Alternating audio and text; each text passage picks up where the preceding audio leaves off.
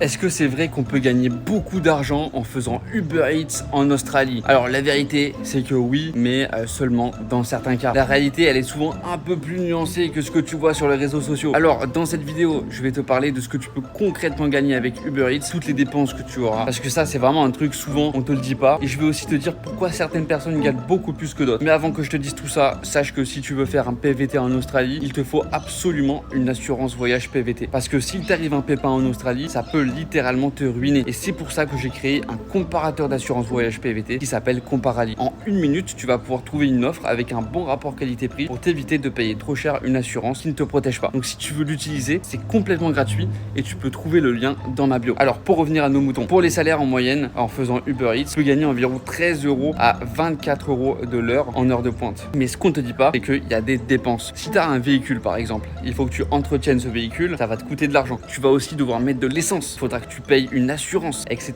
etc. Alors pourquoi tu vois certaines personnes qui gagnent beaucoup d'argent en faisant Uber Eats en Australie? Eh bien tout simplement parce que ce sont des gens souvent qui sont un peu plus déterminés que la moyenne. Ce sont des gens souvent qui vont travailler le soir ou le week-end pour gagner plus d'argent. Ce sont des gens qui travaillent dans les centres-villes parce qu'il y a plus de monde et qui arrivent à optimiser en acceptant les bonnes courses et qui arrivent à enchaîner rapidement les courses. Donc si tu es déterminé, tu peux effectivement gagner jusqu'à 24 € de l'heure, ce qui est pas mal avec Uber Eats. Et ce qui est pas mal avec Uber Eats, c'est que tu peux travailler absolument toute la journée. Donc tu peux faire plus d'heures et gagner plus d'argent. Mais contrairement à ce que tu vois sur les réseaux sociaux, il y a beaucoup de gens qui gagnent peu d'argent. Pourquoi? Tout simplement parce qu'il y a le temps d'attente. Et ce temps d'attente là, il n'est pas payé.